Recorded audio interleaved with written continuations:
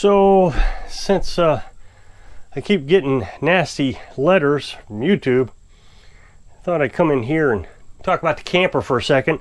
Hang in with me. I got some, I don't know, it's going to be kind of a this or that video, but this is all applicable. Got to be careful what I say because I don't want to upset the algorithms and stuff. So we're inside the camper. As you know, we bought this I guess in March, April, sometime around there, because Carolyn's son needed a place to stay for a little while. Now we'd planned on getting one anyways, but we accelerated the timeline a little bit and got this one. We wanted to get a smaller one, probably a single axle, something that we could pull behind our 4-cylinder truck, but we were kind of in a desperate situation, so we went ahead and got this one. It's unlikely that we'll ever go camping anyway, so it's not like we'd actually pull it. This one's not too bad. I mean, it's old and it has its problems, but since we're not traveling, I don't think it's a big deal. Like, we need to fix this. It apparently had a leak at one time. It's falling apart. Carolyn's been cleaning this up really heavily. I worked on the stove and I got it to work. The oven doesn't work. The pilot light works on it, but the stove wouldn't light, so we're thinking there must be a thermostat problem with it and it won't light. So I don't know, the oven's not that big of a deal. Carolyn even said that she'd never cook anything in it. We're just meat eaters now, so it's not like we eat bread and cakes and cookies and that kind of stuff. Microwave works and we can run it off our solar panels. The refrigerator works. That's just a full-size refrigerator, so we'll probably never use that because we got that little refrigerator in the house. It's a little dorm-sized one. The only reason I could ever imagine is using this one is if we had a visitor that was going to stay for 2 weeks, which I don't think we'll ever have a visitor that would stay that long. We could run the generator and they could power this. It would be pretty expensive to run the generator for 2 weeks straight, but that's what we could do. But it's really unlikely that we'd ever use it. We have talked about getting more batteries so we can run that little refrigerator. If that's the case, I might just bring that one over here. Don't know, in the wintertime, we wouldn't be able to run that little refrigerator below 40 degrees anyways. But we've got a lot of aspirations for this thing. It'd be nice just to come over here and sit down and have a nice sit-down meal. Carolyn's really been cleaning it up. These are the blankets and stuff. She's got the coffee pot. The coffee pots came with the camper when we bought it. We don't want mice to invade it, so we've got mouse traps set up. She's been cleaning the cabinets. We weren't able to clean it very well before he got here. And once he was here, he was living in it, so we really couldn't do a deep clean then either. But it seemed to suit him pretty good. And if anything ever happens to the house, which we've talked about, you know, always having a backup to things you absolutely can't live without. A well pump, an RV pump, you know, those are things you got to have a backup for. If something happened to the solar panels, we got backup generators. Now we have a backup house. If the house burns down, we can come out here. It's got a little buddy heater. We have talked about getting a blue flame heater, and we were going to get one while he was here, but he didn't make it through the winter. I mean, he found something else, which is great. That was good news. So we didn't get the blue flame heater, so we got that little buddy heater. But if we ever needed to, we could order a blue flame pretty quickly. And we got the air conditioner in the window. He was running that, but he never ran it after I got the solar panels upgraded and more efficient. I'm criticized a lot on YouTube that I'm a prepper, and I don't see myself as a prepper. I don't plan for disasters. Do I have a backup in case my well goes out? Yeah, that's just so I can always have water. I'm kind of spoiled. I like water. I don't want to have to go down to the natural spring to get water. So I have an extra RV pump and I have an extra well pump. We have 275 gallons of water in the IBC tank, so I probably wouldn't even put the backup well pump in it. I just buy a new one and we'd live off the 275 gallons until the well pump got here. It'll only take no longer than a week. We have 2 generators in case something happens to the solar panels, or we have such an event that it blanks out the sun for, you know, a month. We can make it for a while. We don't have a contingency plan for everything, but people keep talking to me as though I need to start discussing prepping. Don't you know SHTF is just around the corner?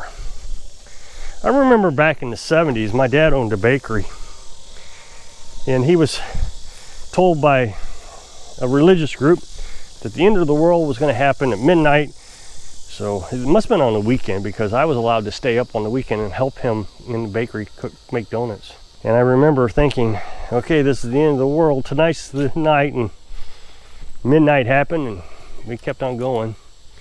And then there was one other time as an adult that happened, and it was supposed to be the Y2K. Y2K was supposed to wipe us all out.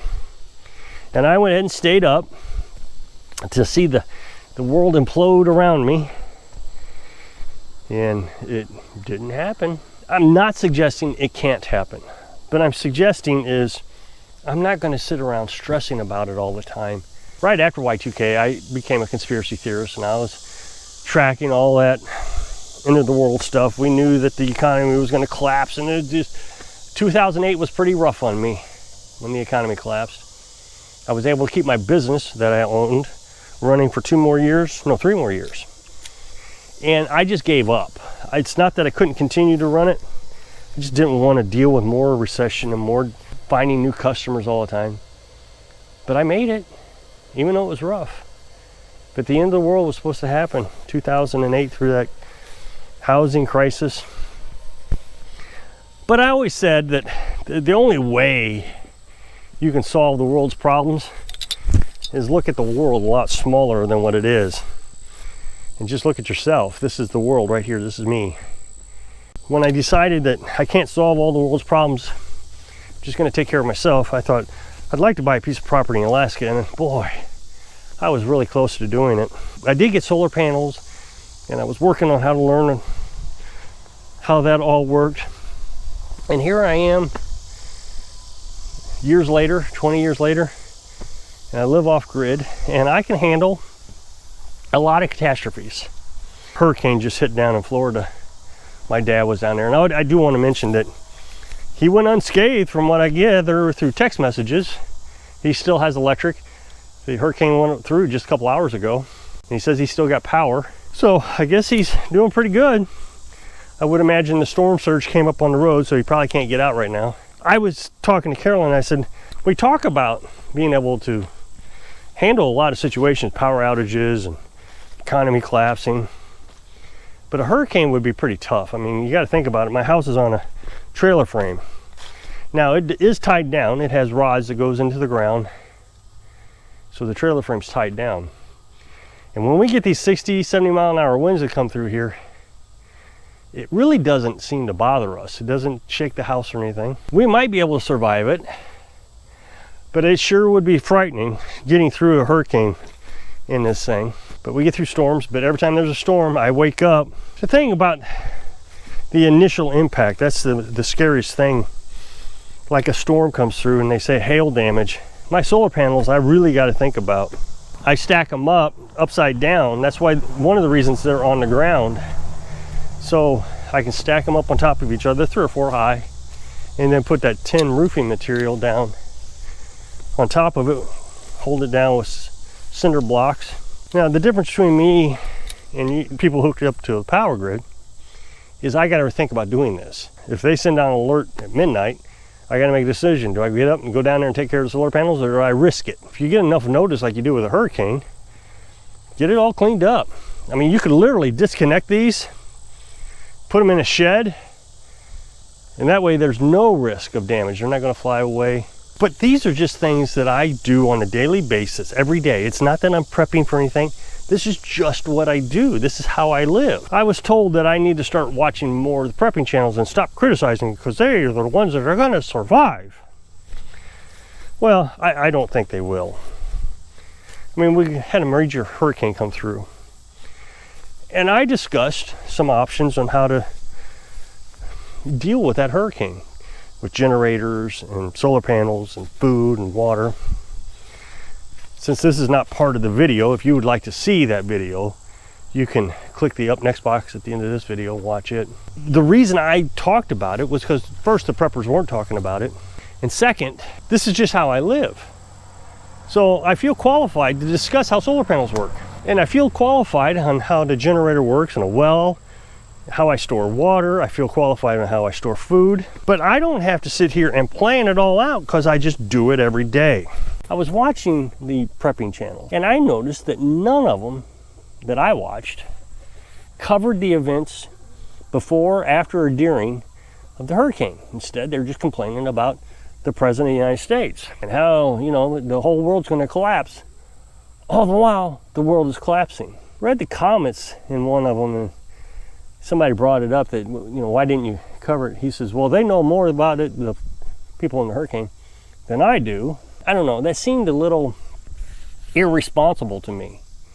If you're a prepping channel and you're teaching people how to be prepared, then you should at least make an attempt to help your viewers on how to get through a hurricane or a tornado or a power outage. But they don't. What they do is they sell things. I heard that we're running out of lithium on one of these channels, lithium-ion batteries, and that this is becoming a real concern. And it doesn't matter to me, I don't use lithium-ion batteries, but preppers do. They sell these solar suitcases. Solar generators have lithium batteries in it. Now, the thing about those things is it is the same system that I have. It has a battery, a charge controller, a inverter, and you got to hook a solar panel to it. It's the same thing that I got. The difference is I use old technology. Oh, that ancient stuff called lead acid batteries. You can pick them up at Walmart. There's plenty of lead. I know that in the United States they don't produce it anymore, mine it anymore. I used to work for, when I was just got out of high school, I worked for a company called Doe Run, Herculaneum, Missouri. Lead smeltering company. Me being criticized that I need to stop talking about off-grid and I need to talk about preparing. Well, if you just follow my suggestions, I suppose you could be a prepper. I'm not, but I suppose you could be. If you don't trust the preppers, then why are you telling me to be one? Why not just live off-grid and always be prepared without even trying to be prepared? The difference between me and a prepper is I live this day to day and day. I eat my eggs, learning how to can. Oh, I just learned how to can, so let me show you how to can something. I've been canning for decades. Well, I say decades, 20 years I've been canning food, meat. I took a little hiatus from it, admittedly, but it was like getting on a bicycle. Never forget how to do it. Just reread the instructions again. And we canned all that meat over the last couple of years. And I've got videos on that. You want to go to my playlist, go to my channel, go to playlist, go to canning. Shows you how I canned everything.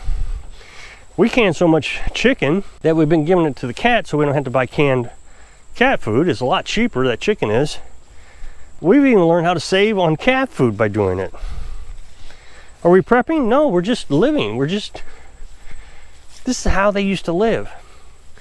So instead of me fear-mongering every day on a YouTube channel telling you what's going to happen, I think, even though I don't get the views the fear-mongers do, I think that when the depression does hit, that if you just follow some simple guidelines that I've put out, you'll be fine.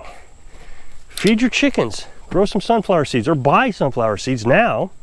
They last forever because you can convert 50 pounds of sunflower into 250 pounds of sunflower seeds by letting them sprout. I've showed you that many times. But a prepper will tell you to stockpile. You need to stockpile your food. They talk about growing a garden. Well, you will be a vegetarian prepper. Where are you going to get your meat? I'm a meat eater. We only eat meat, carnivorous diet, and we have focused all our attention on chickens. That's what we will eat. Eggs and chickens. Showed you that we can incubate. We had a little bit of bad luck this year, and people even said, well, what happens if your chickens die? Well, it happened, and we made it through with very little interruption. Possums and raccoons that are always around here. Of course, we don't eat them now, but we could. We learn now that if a possum has rabies and you're careful and you don't hurt yourself, like cut yourself while you're skinning the raccoon, you can eat the raccoon if you cook it. I'm not telling you to do that, but you can Google it. The information's out there. These are the things that you need to learn that preppers don't talk about. Well, that president of ours, he did it again. Okay, what are we gonna do about it? I guess you come over here and learn, but I don't see people coming over here to learn.